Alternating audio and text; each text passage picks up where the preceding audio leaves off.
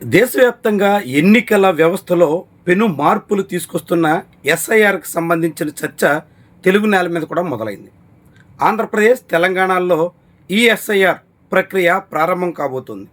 June 15వ తారీఖు నుంచి ఆంధ్రప్రదేశ్లో, జూన్ 25 నుంచి తెలంగాణలో కూడా ఎస్ఐఆర్ చేపట్టబోతున్నట్టు అధికారికంగా వెల్లడించారు.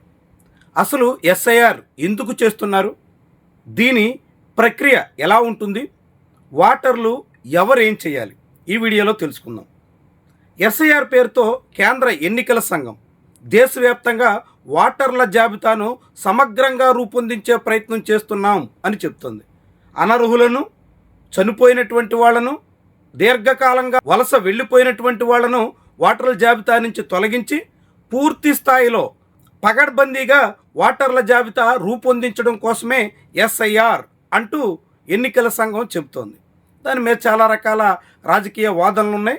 అది పలు రకాల అనుమానాలకు కూడా తావిస్తున్నటువంటి నేపథ్యంలో ఆ చర్చ అయితే సాగుతుంది. అది పక్కన పెడితే ఈ ఎస్ఐఆర్ ప్రక్రియలో ఆంధ్రప్రదేశ్, తెలంగాణలో జరగబోతున్నటువంటి ఈ విధానంలో ఏం జరుగుతుంది అని అంటే, జూన్ 15వ తారీఖు నుంచి ఆంధ్రప్రదేశ్లో, జూన్ 25 నుంచి తెలంగాణలో ఎస్ఐఆర్ ప్రక్రియలో భాగంగా బూత్ లెవెల్ ఆఫీసర్స్, బిఎల్ఓలు అంటారు, వాళ్ళు ప్రతి ఇంటికి వస్తారు. అక్కడ ఉన్నటువంటి ఓటర్లకి 2 ఎన్యూమరేషన్ పేపర్లు అందిస్తారు. ఈ 2 ఎన్యూమరేషన్ పేపర్లలో ఆ ఓటర్ పేరు, ఆ బూత్ నెంబర్, అతని ఎపిక్ నెంబర్ అంటారు, ఎలక్షన్ కమిషన్ ఇచ్చేటువంటి ఎపిక్ నెంబర్, అదేవిధంగా పార్లమెంటు లేదా అసెంబ్లీ నియోజకవర్గం పేరు, పార్ట్ నేమ్ అంటే ఏ బూత్లో ఓటేయాల్సి ఉంటుందనేటువంటి వివరాలు, ఇలా అంతా సమగ్రంగా ఆ ఓటర్కు సంబంధించినటువంటి సమాచారం అంతా ఆ ఎన్యూమరేషన్ పేపర్లో ఉంటుంది. ఇలా అందించేటువంటి 2 పేపర్ల మీద కొత్త కలర్ ఫోటో ఒకటి ఓటరు అతికించి తిరిగి మళ్ళీ బిఎల్ఓకి సమర్పించాల్సి ఉంటుంది. ఈ ప్రక్రియ నేరుగా ఇంటికొచ్చి బిఎల్ఓలు అందించే విధానంలో చేయొచ్చు, లేదంటే ఆన్లైన్లో కూడా చేయొచ్చు. ఆన్లైన్లో ఈసీఐ వెబ్సైట్లో ఎస్ఐఆర్ ప్రక్రియకి సంబంధించినటువంటి విండో ఓపెన్ చేసి అక్కడ ఎవరైనా తమకు సంబంధించినటువంటి ఎన్యూమరేషన్ పేపర్ మీద పూర్తి స్థాయిలో తమ సమాచారాన్ని డౌన్లోడ్ చేసుకుని అక్కడ అవసరమైనటువంటి సమాచారాన్ని ఇచ్చి సంతకం పెట్టి తిరిగి మళ్ళీ సబ్మిట్ చేయాల్సి ఉంటుంది. అలా సమర్పించిన తర్వాత ఈ పత్రాలన్నీ బిఎల్ఓకి చేరాల్సి ఉంటుంది. బిఎల్ఓ ఆ 2 పేపర్లో ఒకటి తీసుకుని రెండో దాని మీద సంతకం పెట్టి అక్నాలెడ్జ్ చేసినట్టుగా తిరిగి మళ్ళీ ఓటర్కే అందిస్తారు. అది చాలా కీలకం. ఎందుకంటే రేపు తర్వాత మళ్ళీ ఓటర్కి సంబంధించినటువంటి వివాదాలు వచ్చినప్పుడు ఆ అక్నాలెడ్జ్మెంట్ అత్యంత కీలకంగా ఉంటుంది. ఆన్లైన్లో ఈ పత్రాలు సమర్పించినప్పటికీ బిఎల్ఓలు మాత్రం నేరుగా ఆ అడ్రస్కి వచ్చి పరిశీలించిన తర్వాత మాత్రమే అక్నాలెడ్జ్ చేస్తారు. సో ఈ ప్రక్రియ జూలై 21 వరకు ఆంధ్రప్రదేశ్లో జరుగుతుంది. అంటే జూన్ 15 నుంచి జూలై 21 వరకు ఇంటింటికి బిఎల్ఓలు ప్రత్యక్షంగా ఎన్యూమరేషన్ పేపర్లు అందించడం, తిరిగి మళ్ళీ వాటిని తీసుకోవడం, ఈ ప్రక్రియ అయితే జూలై 21 వరకు ఆంధ్రప్రదేశ్లో జరుగుతుంది. జూలై నెలాఖరులోగా తెలంగాణలో పూర్తవుతుంది. అంటే ఇది మొదటి దశ. ఇది పూర్తయిన తర్వాత ఆ ప్రక్రియ ఆధారంగా బిఎల్ఓలు ప్రత్యక్షంగా పరిశీలించిన సంఖ్య ఆధారంగా ఓటర్ల జాబితా ముసాయిదా రిలీజ్ చేస్తుంది. ఓటర్ల జాబితా ముసాయిదాలో ఎవరైనా పేరు లేకపోయినా, ఇన్ టైంలో బిఎల్ఓలకి తమ ఎన్యూమరేషన్ పేపర్లు సమర్పించలేకపోయినా, లేకుంటే అందుబాటులో లేక ఇవ్వలేకపోయినా, ఇలాంటి వాళ్ళంతా మళ్ళీ అప్పీల్ చేసుకునే అవకాశం అయితే ఉంటుంది. తద్వారా జూలై 21 నుంచి ఆగస్టు 20వ తారీఖులోగా ఎవరైనా తమ వివరాల్ని సమర్పించుకోవచ్చు. ఇంకా ఎవరైనా ఆ కాలానికి 18 ఏళ్ల వయసు నుండి ఓటర్ జాబితాలో చేరడానికి అర్హత కలిగినటువంటి వాళ్ళు కూడా తమ పేర్లను ఫామ్ 6 ద్వారా సమర్పించుకునే అవకాశం ఉంటుంది. అట్లా డాక్యుమెంట్ ఒకటి సమర్పించాల్సి ఉంటుంది. ఈ ప్రక్రియ అంతా ఆగస్ట్ 20వ తారీఖు వరకు ఆంధ్రప్రదేశ్లో, ఆగస్ట్ నెలాఖరు వరకు తెలంగాణలో జరుగుతుంది. అంటే జూలై 20వ తారీఖు వరకు, లేదంటే జూలై నెలాఖరులోగా ఎన్యూమరేషన్ ప్రక్రియ పూర్తయితే ఆ తర్వాత కొత్తగా ఎవరైనా మిస్ అయినటువంటి వాళ్ళందరికీ ఆగస్ట్ నెలాఖరు వరకు ఛాన్స్ ఉంటుంది అన్నట్టు.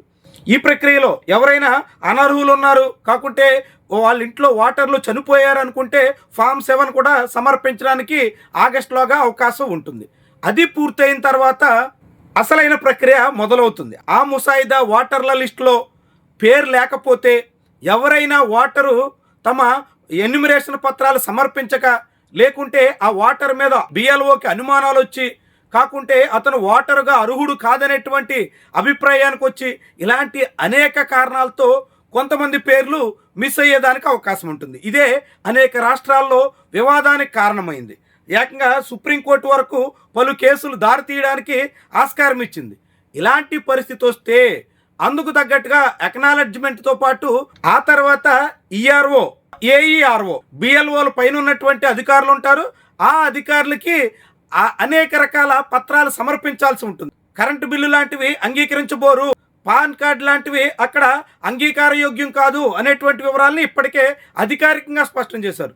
సో ప్రభుత్వం అధికారికంగా జారీ చేసినటువంటి ధృవపత్రాల్లో 10 ధృవపత్రాల్లో ఏవో ఒకటి, అంటే మీకు పర్మనెంట్ క్యాస్ట్ సర్టిఫికెట్ ఉన్నా, ఆధార్ కార్డు ఉన్నా, లేకుంటే 10th క్లాస్ మార్క్స్ లిస్ట్ ఉన్నా, ఇది కాకుంటే రెసిడెన్స్ సర్టిఫికెట్స్ ఉన్నా, పాస్పోర్ట్ ఉన్నా, ఇలాంటి వాటిలో ఏదో ఒకటి మీరు ఆధారంగా సమర్పించి మీ పేరుని ఓటర్ల జాబితాలో తిరిగి నమోదు చేయించుకోవాల్సి వస్తుంది. అందులో అనర్హులు ఎవరు ఉండకూడదని, విదేశీయులకి దేశంలో నివసించే అర్హత లేనటువంటి వాళ్ళు ఓటర్ల జాబితాలో చేరకూడదని, ఇలా అనేక రకాల కారణాలతో ఈ ఎస్ఐఆర్ ప్రక్రియ చేపడుతున్నారు.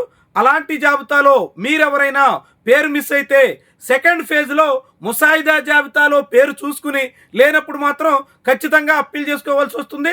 ఆ అప్పీల్కి ఈఆర్ఓ లేదంటే ఏఈఆర్ఓకి మీరు అవసరమైనటువంటి సర్టిఫికెట్స్ ఆధారంగా సమర్పించాల్సి వస్తుంది. లేదు మీకు ఫస్ట్ లిస్ట్లోనే మీ పేరుండి ముసాయిదాలో మీ పేరు ఎటువంటి సమస్య లేకుండా చేరిపోతే మీరు ఎటువంటి పత్రాలు సమర్పించాల్సిన అవసరం లేకుండానే ఎస్ఐఆర్ ముగిసిపోతుంది.